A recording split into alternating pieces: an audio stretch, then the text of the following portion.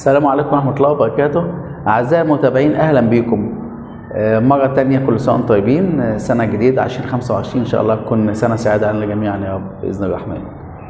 النهاردة بنتكلم في حاجة تهمنا كلنا، إدارة الوردية.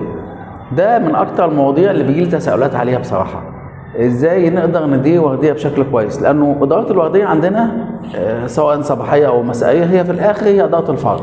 يعني إدارة الوردية الصباحية ناجحة، إدارة الوردية مسائية ناجحة، خلاص احنا كده بقت إدارة الفرع كله ناجحة. الأيام كلها عبارة عن عدة ورديات، الشهر كله عبارة عن عدة ورديات. فالنهارده معنا واحد من المديرين الشاطرين، مدير وردية شاطر، مستر هشام، مساعد مدير. ما حابين نتواصل معاه النهارده كده نتناقش في موضوع إدارة الوردية. اهلا بيك يا مستر. أهلا مستر هشام، أهلا بيك. كنا بس حضرتك بس عن سؤال في موضوع الوردية، عايز اعرف ايه هي مفاتيح إدارة الوردية؟ سؤال جميل جدا. مفاتيح إدارة الوردية، قبل ما تبدأ ورديتك سواء الصباحية أو المسائية لازم يبقى عندك استعداد جيد للوردية. هتبص على إيه؟ أول حاجة لازم تتأكد إن الأفراد اللي هيحاربوا معاك بقى المعركة دي جاهزين وموجودين، فريق العمل الاستاف يعني. كل واحد في مكانه، ما عندكش مشكلة عددية. لو انت عندك 6 المفروض ان هم 6، ما عندكش غياب، العدد مكتمل. طبعا لو انت عندك نقص في الوردية هتعرف تتصرف ازاي في الموضوع ده اكيد يعني. دي اول حاجة. الفريق الجيش اللي هتحارب بيه. تاني حاجة المعدات اللي هتحارب بيها، ادواتك. لازم تتاكد من جاهزيه جميع المعدات بتاعتك. يعني لو انت مثلا عندك فراير مفيش مانع ابدا تبص الصبح تشوف مستوى الزيت مظبوط، المعده نفسها شغاله كويس، افتحها وشغلها، اتاكد ان هي واصله لدرجه حراره مظبوطه، وبعد كده افصلها تاني عشان توفر الطاقه يعني. الفرن لو انت عندك افران وتبقى بقى على حسب الكونسبت بتاعك يعني. مهم قوي الموضوع ده يعني. تجنب المفاجآت زي ما بيقولوا. ممكن تلاقي نفسك حصلت معاك قبل كده، تلاقي نفسك في وسط الورديه تلاقي ايه؟ الفراير مش شغال، او الفرن عطل او عطلان مش شغال من الصبح. لو انت عملت الصبح الكلام ده تفتكر يبقى عندك مشكله؟ لا اكيد لا. بالظبط كده. فلازم تتاكد من جاهزيه المعدات اللي عندك. كمان البرودكت لازم تشوف البرودكت عندك موجود ولا لا. بيحصل كتير قوي كده، الحق الفراخ خلصت، الحق الفرايز خلصت. طب احنا كنا فين من الصبح؟ او لو انت ورديه مسائيه دي اصعب. لو الساعه 12 بالليل لقيت عند فرنش فرايز خلص، او التشيكن خلصت، او البيتزا خلصت، اي كان منتج بتشتغل فيه يعني، فبتلاقي مفاجاه مش حلوه خالص يعني. فدي المفاتيح. يبقى مفاتيحك الناس اللي هتحارب معاك، جاهزيه المعدات، جاهزيه الادوات. بقى بنتكلم بقى في صيانه، معدات في صيانه مظبوطه، مفيش مفاجآت، العدد مكتمل، مش عارف ايه كلام من ده، كل ده مظبوط. طبعا الكاستمر ده هيجي لك ان شاء الله يعني. اتفضل. انا بقى اسالك سؤال، تفتكر انت مكانك فين في الورديه؟ مكاني فين؟ ايوه. على حسب، ممكن يفضل في المطبخ، المنطقة الحيوية أو الصالة. برافو عليك. هو الموضوع ايه؟ المكان اللي فيه زحمه انت موجود فيه. يعني انت لو انت عندك المطبخ عندك زحمه، لازم نشوف الاول هل في اوضاع جوه كتير في المطبخ ولسه ما طلعتش؟ يبقى لازم تكون في المطبخ. يا رجاله في ايه الستيشن اللي فيه اللاك او فيه النقص او فيه المشكله الكونفليكت، شوف هي فين عشان تحلها. لو هنا مثلا قسم كذا او قسم كذا لازم تبص تشوف المشكله ايه فين واساسها ايه. لو انت عندك المطبخ تمام، الاوضاءات طالعه والصاله ناس واقفه مثلا مش لاقيه مكان، يبقى لازم تكون في الصاله. ممكن تعمل ويتنج ليست، خلي الهوست اللي عندك اعمل ويتنج ليست وابدا اشوف للناس وارقام وبتاع وكلام. لو الدنيا عندك المطبخ مظبوطه يبقى انا موجود في الصاله، اعمل التور، اسال الكاستمر بتاعي او الجيست بتاع الاكل، اخبار الاكل ايه، الدنيا ايه. المكان اللي فيه زحمه انت موجود فيه. لو الدليفري عندك زحمه لازم تكون تبص على الدليفريه، عددهم مظبوط، موجودين، الاوضاع بقى قد ايه، الاكسبو عندك او المكان التسليم الاوضاعات موجوده متكدسه، يبقى لازم اعرف ايه المشكله، التكاوي ولا دي اوضاعات استلام فرع يعني. هي دي كده. حتى اللي فيها زحمه انت موجود فيه.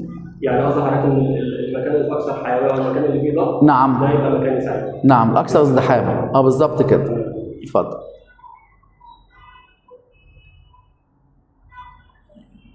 موضوع الورديه كمان، انت ازاي تقدر تكون متحكم في مطعمك او متواصل مع مطعمك؟ بشيك على الاماكن بصفه عامه. تمام. اللي هي بيسموها الوك ثرو. يعني الوك ثرو اللي هي الجوله التفقديه دي، حضرتك كل تلت ساعه لازم تعمل الجوله التفقديه دي، اللي هي انا عدى على كل الاقسام كأن انا بعمل جوله كده. بعدي اعدي على المطبخ، اعدي على الصاله، اعدي على الدليفري، اعدي على التيك اواي، ابص عليه. مش مجرد تعديه، ممكن يبقى معاك تشيك ليست صغيره كده برضه، في ناقص كذا، لا هنكمل كذا، هنجيب كذا من المخازن، ناقص كذا، في ناقص كذا مثلا. دي جوله تكويه دي بتخليك انت ملم بالمطعم كله، الوك ثرو دي. تمام. اتفضل. في سؤال بقى اتفضل. في ساعات بيبقى في زحمه في الشغل، فبيكون في ارتباك كبير في الاستاف. نعم. ساعتها انا اعمل ايه؟ بص اقول لحضرتك، لو انت بتشوف مبيعاتك اللي هي الاورلي سيلز من خلال السيستم اللي عندك او من الدليفري كمان والكول سنتر، لو انت عندك دليفري هتعرف البيك اورز اكتر عدد الازدحام هيبقى امتى، ودي تقدر تجيبها من الكول سنتر. ده بالنسبه للدليفري. الصاله بتبقى انت برضو عارف الاورلي سيلز بتاعك، يبقى انت بتبقى من خبرتك في الورديه تبقى مثلا الساعه 4 للساعه 6 ده اكتر وقت زحمه، يبقى انت تجهز من قبلها. اجهز زي ما كنا بنتكلم من شويه على جهازانك الورديه، برضه جهازانك للبيك اور. اول حاجه تتاكد من توافر الاستاف، يعني مثلا يا جماعه اللي يصلي قبل الزحمه، او اللي هيتغدى ياخد البريك بتاعه قبل الزحمه من 4 ل 6 خلاص احنا جاهزين ومنطلقين. يبقى اول حاجه الناس بتوعك. تاني حاجه الايه؟ البرودكت، المنتج. تتاكد ان ما يجيش وقت الزحمه الحق البطاطس خلصت، زي ما كنا بنتكلم من شويه على الورديه. ممكن ده يحصل برضه اثناء الورديه، لو انت بتجيب من مخازن او من مركز تجهيز او حاجه، تاكد ان الدنيا قبل الزحمه مظبوطه، عندك منتجاتك، عندك كل واحد وقت في مكانه، عندك معداتك مظبوطه، الدنيا تمام. لو عندك معدات محتاجه تفلترها من قبل الزحمه، لان مش وقت الزحمه تفلتر. فاهمني ازاي حضرتك؟ دي حاجه. طب بعد الزحمه بقى كمان، ده نص السؤال الثاني اللي انا شايفه في عينيك يعني. طب بعد الزحمه هعمل ايه؟ هبدا استعد للزحمه اللي بعديها. ابدا بعمل ريبلانشمنت زي ما بيقولوا، اعاده تهيئه. بزود بقى الحاجات اللي خلصت، الميه خلصت والبيبسي خلص او الكولا خلصت، مقاطعه لا الحاجات المصريه مش مشكله. المنتج المشروب خلص، هنبدا نجيب مشروبات ثانيه. البطاطس خلص، هنبدا نجيب ثاني. والناس بقى عايز تاخد بريك، لا ابدا يا جماعه الدنيا راقت اهي، اطلع بقى خد بريك واتغدى وبتاع وكلام من ده، بحيث انك تبقى جاهز للرشه الثانيه اللي بعديها زي ما بيقولوا كده بالبلدي بالمهنيا. مثلا من 9 بالليل دي الرشه اللي بعديها، يبقى انا من 4 ل 6، يبقى انا من 6 ل 9 بعمل استعداد ثاني للورديه اللي جايه او للزحمه اللي جايه. اتفضل. في سؤال بقى اخير. اتفضل. ازاي تقيم الورديه بتاعتك بصفه عامه؟ ده سؤال جميل. زي ما بتقيم مطعمك بصفه عامه، يعني انت بتقيم الورديه انها ورديه ناجحه، عدت باقل عدد مشاكل، نقول الحمد لله يا رب اليوم عدى على خير، او الورديه عدت على خير دايما. خلاص ما بقاش في مشكله. اقل عدد من شكاوى الكاستمر في الدليفري، اقل عدد من شكاوى الجست اللي في الصاله، بقت كويس جدا. ما وقفناش على حاجه، ما عطلناش على حاجه، الناس كل واحد عارف مكانه كويس. وطبعا ده دور المدير انه بيعمل كل واحد في مكانه البوزيشن شارت، موزع الناس بشكل مظبوط، عارف ان الراجل ده في وقت الزحمه بيخدم في الحته الفلانيه او في اليوم ده، يبقى انت موزع الناس مظبوط ومنتجاتك مظبوطه ومعداتك مظبوطه. اللي قلنا عنها في الاول، الحاجات اللي احنا قلنا عنها في الاول خالص دي لو هي مظبوطه اليوم بيعدي على خير. دي اللي تحكم لك الورديه بتاعتك. اقل عدد مشاكل، اقل عدد من الشكاوى، صاله او دليفري او تيك اواي، الناس موجوده مفيش مشاكل حصلت، هو ده نجاح الورديه، وده بصفه عامه نجاح المطعم. تمام. شكرا ليك جدا. اهلا بيك، شكرا، بالتوفيق يا رب. اعزائي المشاهدين شكرا ليكم، وتابعونا ان شاء الله دايما، وسعداء بيكم، وما تنساش تعملوا بقى شير وسبسكرايب. شكرا.